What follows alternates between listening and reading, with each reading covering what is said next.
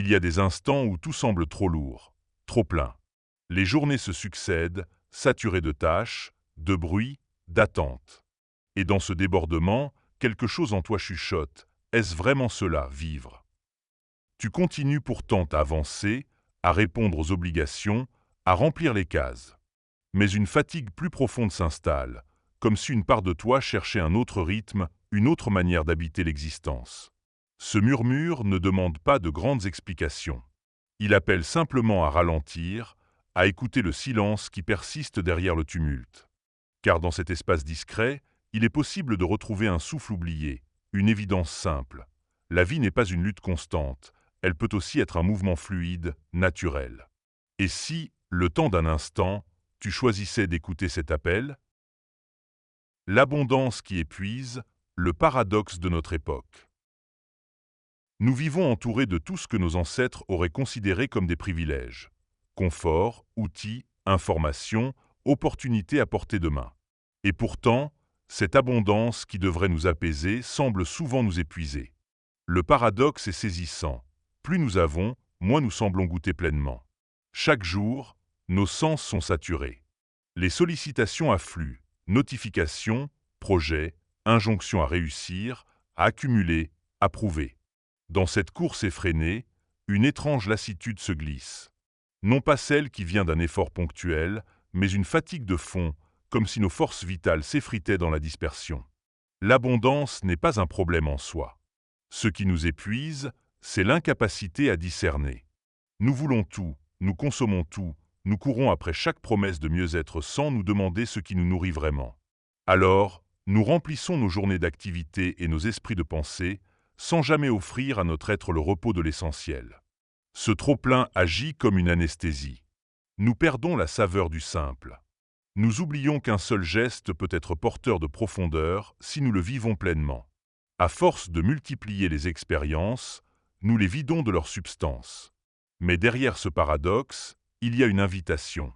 Et si l'abondance n'était pas là pour nous submerger, mais pour nous apprendre à choisir? Et si, au lieu d'accumuler encore, nous apprenions à reconnaître ce qui a du sens? C'est dans ce retournement que l'épuisement trouve une réponse.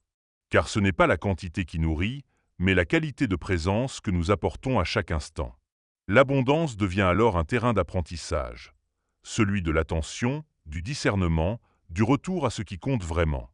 Ainsi, le paradoxe se résout.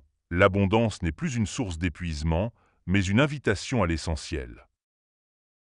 Déposer les armes intérieures et cesser la lutte. Dès l'enfance, on nous apprend à avancer en forçant, à nous battre pour obtenir, à tenir coûte que coûte. Alors, nous portons en nous une armure invisible. Nous croyons qu'il faut toujours résister, prouver, contrôler. Mais à la longue, cette lutte permanente nous épuise plus que les obstacles eux-mêmes. Les armes intérieures ne sont pas faites de métal, mais de tension, de rigidité, de pensées qui répètent sans cesse « Tiens bon, ne lâche rien, sois fort ». Elles nous enferment dans une posture de combat, même quand il n'y a pas d'ennemi. Chaque instant devient une confrontation, chaque geste une bataille. Pourtant, il existe une autre voie, celle de déposer les armes. Non pas par faiblesse, mais par intelligence. Car à quoi bon lutter contre ce qui est? La vie ne demande pas toujours d'opposition, parfois elle appelle simplement à être traversée. Cesser la lutte, ce n'est pas abandonner. C'est relâcher l'idée que tout doit être conquis. C'est reconnaître qu'il existe une force plus grande dans l'accueil que dans la résistance. Quand tu poses les armes, ton souffle s'allège, ton corps retrouve de l'espace, ton esprit s'apaise. Et tu découvres que beaucoup de tensions n'étaient pas nécessaires. Elles étaient seulement héritées d'habitudes, de conditionnements. Déposer les armes, c'est aussi retrouver une vulnérabilité saine. Oser être sans masque, sans armure, sans défense constante. Cela demande du courage, car cela te met face à ta sensibilité. Mais c'est dans cette ouverture que la vie peut enfin circuler librement. Alors, tu comprends que la véritable force ne réside pas dans la résistance constante, mais dans la capacité à lâcher, à dire « je n'ai plus besoin de me battre ». Et dans ce relâchement, tu découvres une puissance nouvelle, celle de l'élan naturel, fluide, qui n'a pas besoin de lutte pour exister. Déposer les armes intérieures, c'est donc faire un pas vers une liberté plus douce.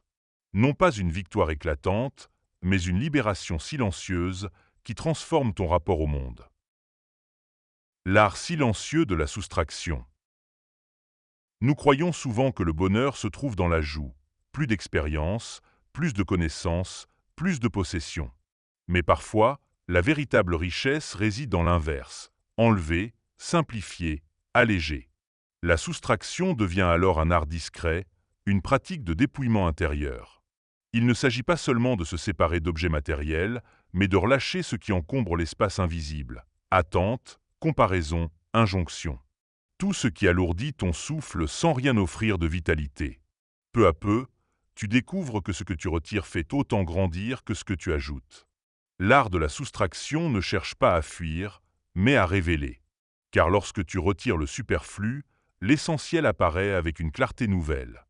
Comme un ciel qui se dégage après un orage, ton être retrouve sa lumière propre. Cette pratique demande du courage. Elle t'invite à dire non là où tu disais toujours oui, à laisser partir ce qui n'a plus lieu d'être, même si une partie de toi s'y accroche encore. Mais chaque renoncement juste n'est pas une perte, c'est une libération.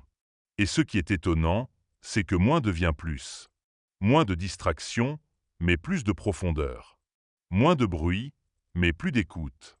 Moins d'agitation, mais plus de présence. La soustraction ne rétrécit pas ta vie, elle l'agrandit. Peu à peu, tu comprends que la vraie abondance n'est pas dans l'accumulation, mais dans l'espace intérieur. Cet espace ne se crée pas en ajoutant encore, mais en laissant tomber ce qui n'est pas essentiel. Alors, l'art silencieux de la soustraction devient un chemin. Un chemin vers la simplicité, vers la clarté, vers la légèreté d'un être qui n'a plus besoin de s'encombrer pour se sentir complet. Reconnaître le bruit caché derrière nos efforts. Nous avons appris à associer la valeur à l'effort. Plus nous faisons, plus nous pensons exister. Pourtant, derrière cette agitation se cache souvent un bruit subtil, un fond permanent de tension qui nous épuise. Nos actions ne naissent pas toujours d'un élan juste, mais parfois d'une peur de manquer, d'un besoin de prouver, d'un réflexe hérité. Ce bruit intérieur est insidieux. Il ne se voit pas toujours de l'extérieur, mais tu peux le sentir. C'est ce battement de stress qui accompagne même les gestes simples, cette incapacité à se poser, cette impression de devoir toujours faire plus. Même dans le repos, une part de toi reste en alerte. Reconnaître ce bruit, c'est déjà le désarmer. En posant ton attention dessus, tu prends conscience que beaucoup de tes efforts ne sont pas liés à une nécessité réelle, mais à une agitation apprise. Tu vois que tu pouvais faire moins, mais mieux. Cette observation n'appelle pas à l'inaction, mais à la justesse.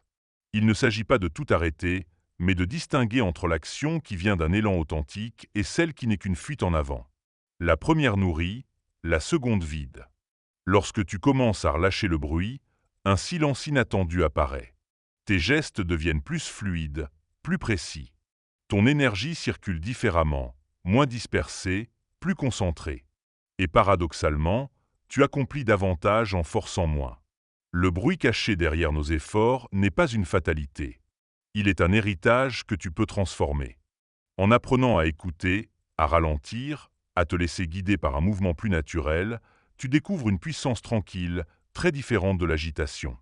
Alors, chaque effort cesse d'être une lutte et devient une offrande. Non pas un moyen de combler un vide, mais une expression de ton être en accord avec le moment. Et dans cette simplicité, tu retrouves une vérité essentielle. La vie n'a pas besoin d'être bruyante pour être pleine. S'asseoir dans la forêt intérieure et retrouver l'écoute. Il existe en chacun de nous un lieu qui échappe au tumulte. Un espace discret, comme une clairière intérieure, où le bruit du monde s'apaise. Pourtant, nous passons rarement du temps à nous y asseoir. Nous sommes happés par l'urgence, captivés par le mouvement extérieur, oubliant que la véritable écoute se trouve d'abord en nous. S'asseoir dans cette forêt intérieure, ce n'est pas fuir la vie, c'est revenir à sa source. C'est se déposer quelques instants, respirer profondément, et sentir que sous le flux des pensées demeure un sol immuable. Dans ce silence, une autre qualité d'attention apparaît, plus fine, plus vaste, plus claire. Ce retour à l'écoute n'exige pas de conditions particulières. Quelques minutes de présence suffisent. Fermer les yeux, sentir le souffle, observer ce qui se déploie sans rien chercher à modifier. Peu à peu, le vacarme intérieur s'apaise, comme un lac qui retrouve sa surface calme après le passage du vent.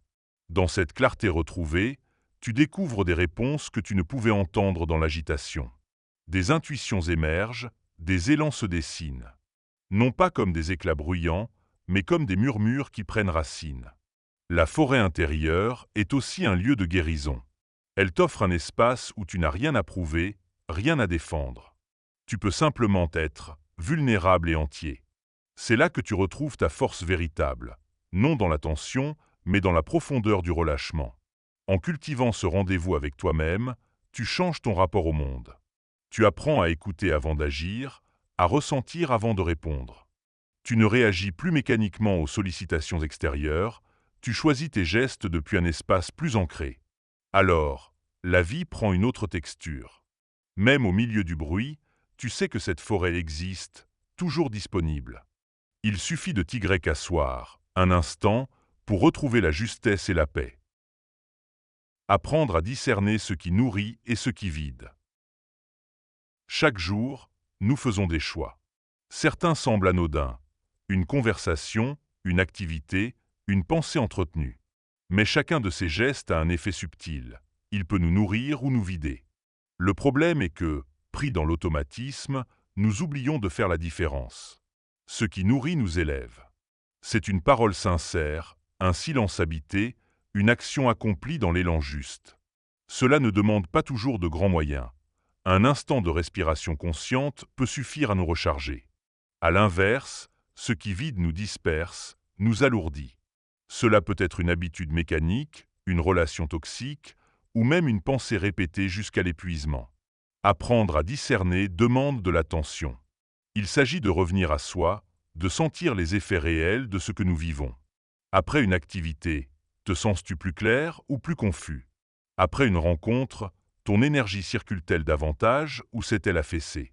Ces simples questions deviennent des guides.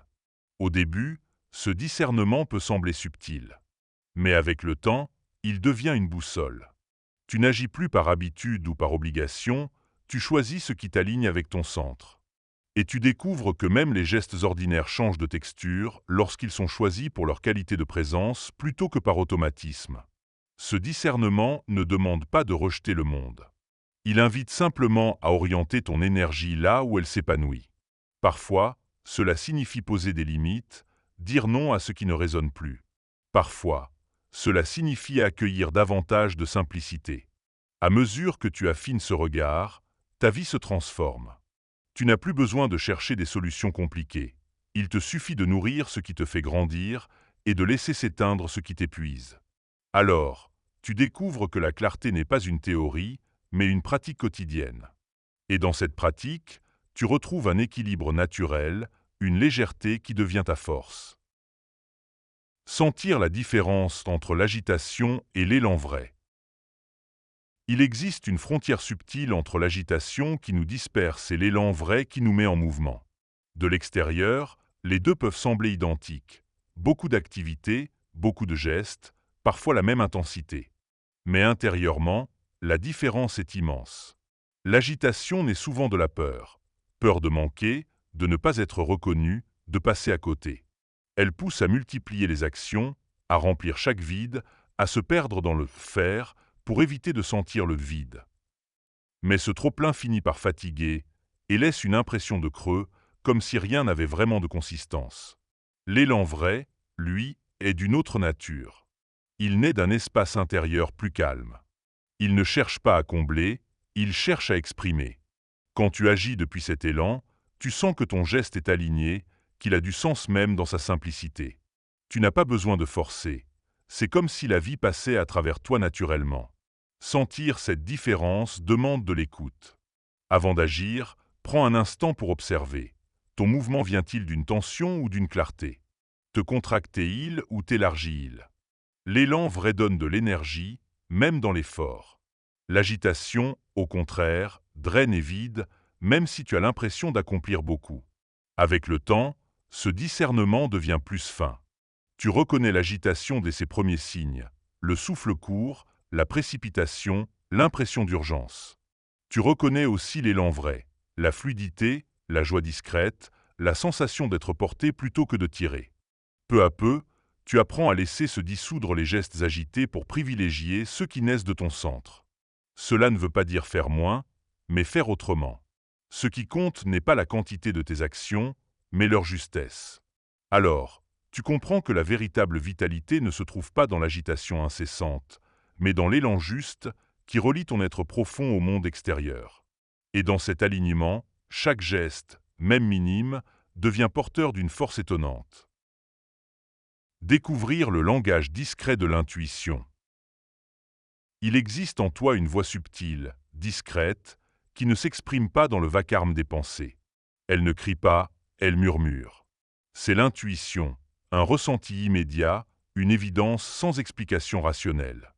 Trop souvent, nous la négligeons, la considérant comme une simple impression passagère. Pourtant, elle est un guide précieux, une boussole intérieure qui connaît des chemins que la logique ne peut saisir. L'intuition ne se construit pas par raisonnement, elle se reconnaît par écoute. Elle apparaît dans un élan spontané, dans une sensation physique, dans la clarté soudaine d'une réponse qui semble tomber en toi. Plus tu l'honores, plus elle se renforce. Plus tu l'ignores, plus elle s'efface sous le poids des doutes et des conditionnements. Découvrir son langage, c'est apprendre à ralentir. Car l'intuition ne se révèle pas dans l'agitation, mais dans le silence intérieur. Quand tu apaises ton mental, que tu observes sans chercher à contrôler, ces signaux deviennent perceptibles. Elle parle à travers des signes simples, une chaleur dans la poitrine, une détente soudaine, ou au contraire une contraction qui avertit. Elle se manifeste dans les synchronicités du quotidien, dans ces coïncidences qui semblent trop précises pour être le fruit du hasard. Ce langage demande de la confiance. Car l'intuition ne s'explique pas toujours, elle ne fournit pas de preuves. Elle demande d'oser suivre une direction, même quand tu ne peux pas tout justifier. Et bien souvent, après coup, tu découvres que ce choix t'a conduit exactement là où tu devais être. Cultiver l'intuition, ce n'est pas abandonner la raison. C'est apprendre à les faire dialoguer. La logique éclaire ce que l'on connaît déjà, l'intuition ouvre des portes vers l'inconnu. Ensemble, elles permettent d'avancer avec plus de justesse et de fluidité. Alors, peu à peu, tu apprends à honorer ce langage discret. Tu cesses de chercher toutes les réponses à l'extérieur, tu fais confiance à ce qui émerge de l'intérieur.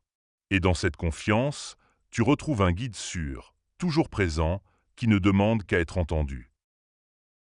Réconcilier le corps et l'esprit comme boussole. Souvent, nous vivons comme si le corps et l'esprit étaient séparés. L'un serait la matière, l'autre la pensée. Mais cette scission est illusoire. Le corps parle en permanence, et l'esprit colore chacune de ses réactions.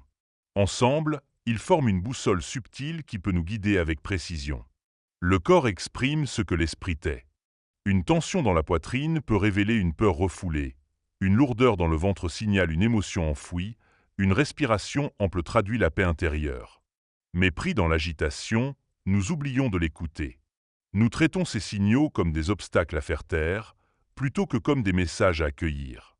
Réconcilier le corps et l'esprit, c'est accepter ce dialogue. Observer les sensations physiques non comme des gênes, mais comme des indications. Écouter le langage du souffle, du rythme cardiaque, de la posture. Car souvent, le corps c'est avant l'esprit. L'esprit, lui, a la capacité de donner sens, de structurer, de choisir une direction. Mais lorsqu'il agit seul, il peut s'égarer dans les illusions, les scénarios, les peurs projetées. C'est en s'alliant au corps qu'il retrouve la justesse. Ensemble, ils révèlent une guidance plus fine que l'un ou l'autre séparément. Cette réconciliation demande une pratique d'attention. Avant de prendre une décision, pose-toi cette question. Comment mon corps réagit-il à cette idée? Se détend-il ou se contracte-t-il? Ce ressenti devient une clé pour discerner. À mesure que tu développes cette écoute, tu découvres que ton corps n'est pas une simple enveloppe, mais un allié. Et ton esprit n'est pas une machine isolée, mais un éclaireur qui peut traduire les messages de cette sensibilité. Peu à peu, les deux cessent de s'opposer. Ils deviennent partenaires. Le corps enracine, l'esprit éclaire. Le corps ressent, l'esprit comprend. Et ensemble, ils ouvrent la voie vers des choix plus alignés, plus authentiques. Alors, tu réalises que la véritable boussole n'est pas à l'extérieur. Elle est en toi, dans cette union vivante entre corps et esprit, qui te guide à chaque instant vers ce qui est juste. Entre désir mimétique et aspiration profonde. Nous croyons souvent que nos désirs sont entièrement les nôtres. Pourtant, beaucoup d'entre eux sont façonnés par ce que nous voyons autour de nous, ce que les autres possèdent, ce qu'ils valorisent, ce qu'ils affichent. C'est le mécanisme du désir mimétique. Vouloir non pas parce que cela résonne vraiment en nous, mais parce que cela résonne en l'autre. Ce mimétisme n'est pas une faute, il est profondément humain. Mais s'y laisser enfermer, c'est courir après des mirages. On croit avancer vers une satisfaction, et même lorsqu'on atteint l'objet désiré, le vide demeure. Car ce désir n'était pas enraciné dans notre être, il était emprunté. À l'opposé, il existe une autre forme de désir, l'aspiration profonde. Elle ne naît pas d'une comparaison, mais d'un appel intérieur. Ce n'est pas un élan dicté par l'extérieur, mais une évidence qui s'impose en silence. Ce que tu désires vraiment ne vient pas flatter ton image, mais nourrir ton être. La difficulté réside dans la confusion entre les deux. Le mimétique est bruyant, tapageur, toujours en quête de reconnaissance. L'aspiration profonde est discrète, patiente, parfois déroutante parce qu'elle ne correspond pas aux standards. Elle se révèle quand tu oses écouter le silence plutôt que les injonctions. Pour discerner, il suffit souvent d'observer l'après. Le désir mimétique laisse une saveur d'insatisfaction, comme une faim qui ne se comble jamais. L'aspiration profonde, elle, apporte une plénitude tranquille, même si elle demande de la patience pour s'accomplir. Choisir l'aspiration, c'est choisir la fidélité à soi. Cela peut signifier décevoir certaines attentes extérieures, prendre un chemin qui semble moins glorieux aux yeux du monde. Mais à l'intérieur, tout s'aligne. Et cette justesse devient une source de force durable. Peu à peu, tu comprends que la vraie richesse n'est pas dans l'accumulation de désirs empruntés, mais dans la clarté de ce qui est vraiment tien. Et lorsque tu agis depuis cette source, chaque pas, même modeste, devient porteur de sens. Ainsi, distinguer entre le mimétique et l'aspiration profonde, c'est réapprendre à écouter ton cœur plutôt que l'écho des comparaisons. C'est choisir de marcher ton chemin, et non celui que les autres projettent sur toi. Le retournement, voir que rien n'était à réparer. Nous avançons souvent avec l'idée que quelque chose en nous est cassé, qu'il faut corriger, améliorer, réparer. Cette vision nous pousse à une quête sans fin. Chercher la méthode parfaite, la solution ultime, l'outil qui enfin comblera le manque. Mais cette quête repose sur une illusion, celle que nous ne sommes pas déjà complets. Le retournement commence lorsque tu prends conscience que rien n'est réellement brisé en toi. Certes, il y a des blessures, des cicatrices, des zones d'ombre. Mais elles ne sont pas des défauts à éliminer. Elles sont des parties de ton histoire, des traces vivantes de ton chemin. Elles ne te diminuent pas, elles t'enseignent. Ce retournement n'est pas une indifférence. Il ne s'agit pas d'ignorer la souffrance ou de nier les besoins, mais de voir que tu n'as pas à te réparer pour être digne, pour être vivant, pour être complet. Tu n'es pas une machine en panne, tu es un être en mouvement. Lorsque tu lâches l'idée de te corriger à tout prix, un apaisement se déploie. Tu n'as plus besoin de courir derrière une perfection inaccessible. Tu peux accueillir ce que tu es, ici et maintenant, avec tes forces et tes fragilités. Et paradoxalement, c'est cette acceptation qui ouvre la voie à une transformation plus profonde. Car c'est en cessant de te juger comme insuffisant que tu libères l'énergie nécessaire pour grandir vraiment. Ce que tu appelais défaut se transforme en passage vers plus de conscience. Ce que tu percevais comme limite devient une matière vivante à explorer. Le retournement est donc une invitation à changer de regard, de la réparation à l'accueil, du manque à la complétude. Il ne nie pas le chemin, mais il en change la nature. Tu n'avances plus pour combler un vide, mais pour déployer une richesse déjà présente. Alors, peu à peu, tu découvres une vérité simple. Tu n'as jamais été brisé. Tu étais seulement voilé par l'idée que tu devais l'être. Et lorsque ce voile se lève, tu retrouves la paix de marcher non pas vers un idéal, mais vers toi-même, tel que tu es. La vague et l'océan, dépasser l'illusion de séparation. Imagine une vague qui croit exister seule, séparée de l'océan. Elle se compare aux autres vagues, elle redoute de s'éteindre sur le rivage, elle cherche à se maintenir coûte que coûte. Pourtant, À chaque instant, elle est l'océan. Sa forme change, mais son essence demeure. Il en va de même pour nous. Nous vivons comme des entités isolées, fragiles, menacées. Nous nous définissons par nos histoires, nos limites, nos différences. Et nous oublions que, derrière ces contours, il y a une appartenance plus vaste, une trame qui nous relie à tout. Cette illusion de séparation nourrit la peur, la comparaison, la lutte. Elle nous pousse à défendre notre moi, comme si tout dépendait de lui. Mais lorsque tu commences à sentir que tu es à la fois la vague et l'océan, quelque chose se détend. Tu n'as plus à prouver ton existence, tu n'as plus à craindre la fin. Tu es parti d'un mouvement plus grand. Dépasser cette illusion ne signifie pas renier ton individualité. La vague existe, elle a sa forme, son rythme, sa trajectoire. Mais elle n'est pas seule. Elle est portée, traversée, nourrie par l'océan tout entier. De la même manière, ton individualité est réelle, mais elle est soutenue par une dimension plus vaste, silencieuse et permanente. Quand tu touches cette réalité, la peur se transforme. Tu comprends que les pertes et les fins ne sont pas des ruptures définitives, mais des métamorphoses dans le flux. Tu cesses de te cramponner et tu apprends à te laisser porter. Cette reconnaissance ouvre aussi à plus de compassion.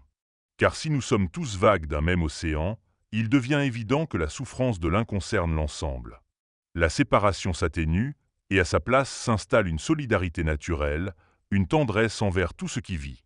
Alors, peu à peu, tu découvres que tu n'as jamais été isolé, que ton existence n'est pas une lutte solitaire, mais une expression unique d'un mouvement infini.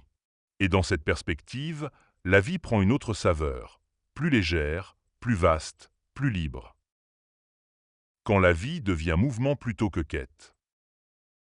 Nous passons une grande partie de notre existence à chercher. Chercher un sens, chercher un but, chercher à devenir quelqu'un ou à atteindre quelque chose.